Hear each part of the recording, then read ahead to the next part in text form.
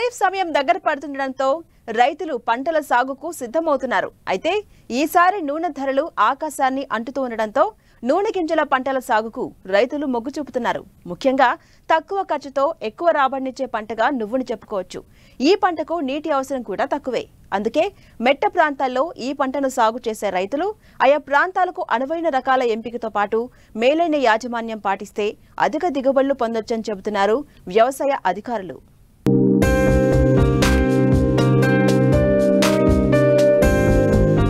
స్వల్పకాలంలో అతి తక్కువ ఖర్చు, శ్రమతో చేతికొచ్చే పంట నువ్వు.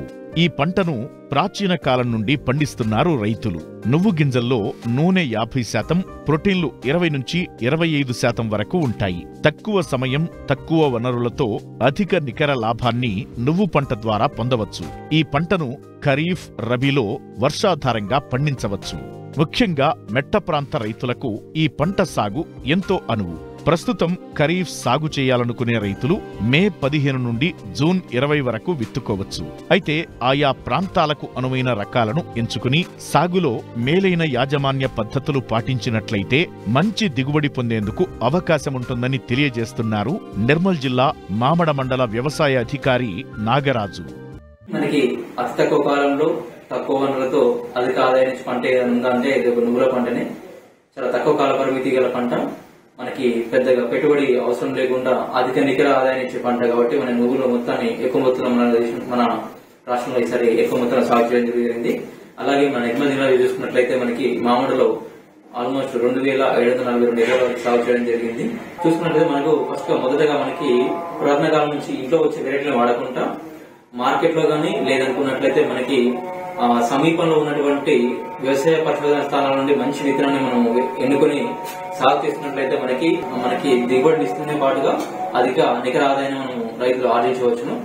చూసుకున్నట్లయితే మనకి నువ్వుల పంట వచ్చేసి మనకి ఎలాంటి నీళ్ళైనా మనకి సాగు చేసుకోవచ్చును. ఇది మనకి వానాకాలంలో గానీ, యాసంగిలో గానీ లేదనుకున్నట్లయితే మనకి వేసవిలో కూడా మనకు సాగు చేసుకోవచ్చు. మనకి వానాకాలంలో చూసుకున్నట్లయితే మనకి దీన్ని మే 15 నుంచి జూన్ 20 వరకు మనకు సాగు చేసుకోవచ్చు. అలాగే యాసంగి విషయానికి వస్తే మనకి ఆగస్టు నెలలో సాగు చేసుకోవచ్చు. అలాగే జనవరిలో చూసుకున్నట్లయితే మనకి అంటే వేసవిలో చూసుకున్నట్లయితే మనకి జనవరి 15 నుంచి ఫిబ్రవరి 15 వరకు విత్తుకోవడానికి అనువైన సమయం ఉంటుంది. అలాగే మనకి విత్తన మోతాదు చూసుకున్నట్లయితే మనకి ఎకరానికి 2.5 కేజీలు మనకి ఒక ఎకరానికి సరిపోతుంది. ఎందుకంటే సీడ్ చాలా డెలికేట్ గా ఉంటుంది కాబట్టి దీనికి రైతులు ఏం చేయాలంటే 7.5 అంటే దీనిపైన 3 రేట్లు అంటే 7.5 కేజీల వరకు ఇసుక తీసుకొని ఈ ఇసుక 2.5 కేజీల నువ్వుల విత్తనాన్ని తీసుకొని మంచిగా గొర్రెతో నాగలతో ఏమిటికి సాలెంబడి వేసుకున్నట్లయితే మనకి నీటి సదుపాయానికి కానీ అలాగే మనకి స్ప్రేయింగ్ చేయడానికి చాలా ఈజీగా ఉంటుంది. మనకి అలాగే మొక్కల మధ్య విత్తు మధ్య దూరం చూసుకున్నట్లయితే మనకి మొక్కకి 15 సెంటీమీటర్లు, సాలుకి మధ్యలో 30 సెంటీమీటర్లు చూసుకున్నట్లయితే మనకి మొక్కల యొక్క సాంద్రత మనకి బాగా ఉంటుంది. దీనివల్ల మనకి మొక్కలు సరైన మోతాదులో ఉన్నట్లయితే మనకి ఎక్కువ దిగుబడి వచ్చే అవకాశాలు ఎక్కువగా ఉంటాయి.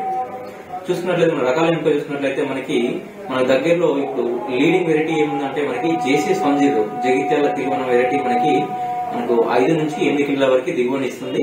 ఈ పంటకాలం చూసుకున్నట్లయితే మనకి 70 నుంచి 90 రోజుల వరకు మనకు పంటకాలం ఉంటుంది. ఆల్మోస్ట్ 3 నెలల పంటకాలం తక్కువ కాలంలో మనకి తీసుకోవచ్చు. దీనికి 2 నుంచి 3 లీటర్లు అందించున్నట్లయితే మనకి ఎక్కువ దిగుబడి ఇస్తుంది. మనకి ఈ సిసం కొన్న రైతులు ఎప్పుడు కానీ తప్పనిసరిగా మనకి విత్తన శుద్ధి అనేది పాటించాలి. దేనికోసం అన్నట్లయితే మనకి దీనిలో మనకి రసం పీల్చే పురుగులు గానీ లేకుంటే తెగుల విడుదల ఎక్కువ ఉంటుంది కాబట్టి మనకి 30 రోజుల వరకు దీన్ని మనం కాపాడాల్సిన ఆవశ్యకత ఎంతైనా ఉంటుంది. అంటే పిల్లల్ని మనం ఎలా కాపాడుకుంటామో ఈ నువ్వుల విషయానికి వస్తే మనకి 30 రోజుల వరకు మనం ఎక్కువ మొత్తంలో కాపాడుకోవాలంటేను కంపల్సరీగా విత్తన చేయాలి. ఈ విచ్చుద్ది కానీ మనకి పురుగుల నివారణ కోసం వచ్చినట్లయితే మనకి ఇమిడాక్లోప్రిడ్ 0.5 ml లీటర్ నీటి కలుపుకొని విచ్ఛిన్నం చేసుకోవాలి. అలాగే మ్యాంకోజెబ్ గానీ లేకుంటే కార్బనిజం గానీ మనకి 2.5 గ్రాములు లీటర్ నీటి కలుపుకొని విచ్ఛిన్నం చేసుకున్నట్లయితే మనకి 30 రోజుల వరకు పురుగుల నుండి గానీ తెగుల నుండి గానీ మనం సమర్థవంతంగా ఈ నువ్వులను మనం కాపాడుకోవచ్చు. అలాగే ఎరువుల యజమాని విషయానికి వస్తే మనకి ఆఖరి దిక్కులో మనకి 4 టన్నుల యొక్క పశువుల ఎరువు, ఒక 16 కేజీల వరకు యూరియా, 8 కేజీల వరకు సింగిల్ సూపర్ ఫాస్ఫేట్, అలాగే 8 కేజీల వరకు పొటాష్ అందించే ఎరువులు మ్యూరేట్ ఆఫ్ పొటాష్ రూపంలో మనం వేసుకున్నట్లయితే మనకి కొంతవరకు నువ్వులకి మనము యజమాని పాటించుకోవచ్చు. అలాగే మనం 1 నుంచి 3 లీటర్ల వరకు ఇచ్చుకున్నట్లయితే మనకి ఎక్కువ మొత్తంలో దిగుబడి వస్తుంది.